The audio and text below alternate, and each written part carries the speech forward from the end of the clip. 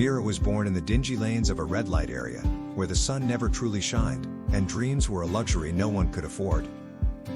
Her mother, Radha, was a prostitute, forced into the trade by circumstances she could never escape. Mira's birth was not celebrated. It was merely another burden in a life already weighed down by fate. Growing up, Mira knew nothing beyond the cramped, suffocating alleys where she played, the hushed whispers of customers bargaining, and the silent cries of the women who lived there. Other children went to school, but Mira was taught how to serve tea, run errands, and eventually, how to accept her fate. But Mira was different. She saw something in herself that others failed to notice, an unbreakable spirit.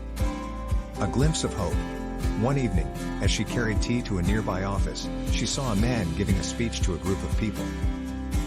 He stood tall, dignified, and spoke with an authority that commanded respect. He was an IAS officer, visiting the area to understand the living conditions of the marginalized. His words echoed in Mira's ears.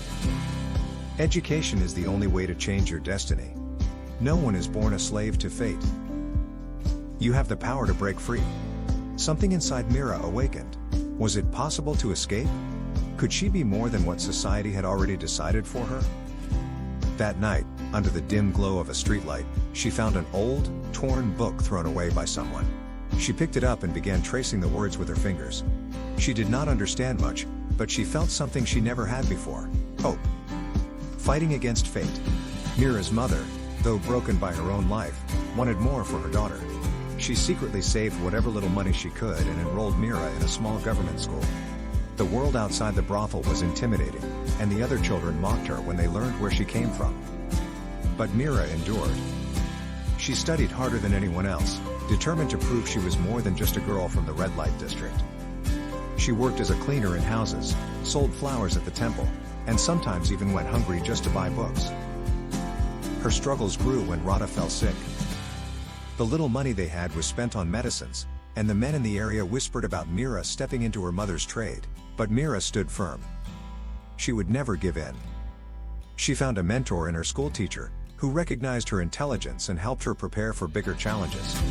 Mira excelled in her studies, and with time, she was awarded a scholarship to pursue higher education. The road to the IAS. Mira knew that becoming an IAS officer was not just about securing a job, it was about changing the lives of people like her. She wanted to be the voice of those trapped in places no one spoke about. She studied relentlessly, sometimes in hunger, sometimes in darkness when there was no electricity. She failed her first attempt at the UPSC exam but did not break. She tried again and again, pushing herself beyond exhaustion. And then, one day, the results were announced. Her hands trembled as she scrolled through the list. Mira, AIR 23. She had done it. The girl who was never supposed to dream had become an IAS officer, returning as a beacon of change. Years later, dressed in her official uniform, Mira walked back into the same narrow lanes she had once called home. But this time, she wasn't a helpless child. She was a leader, a protector, a symbol of change. She looked at the young girls hiding in the shadows, just as she had once done, and told them, "You are more than this. Your past doesn't define your future."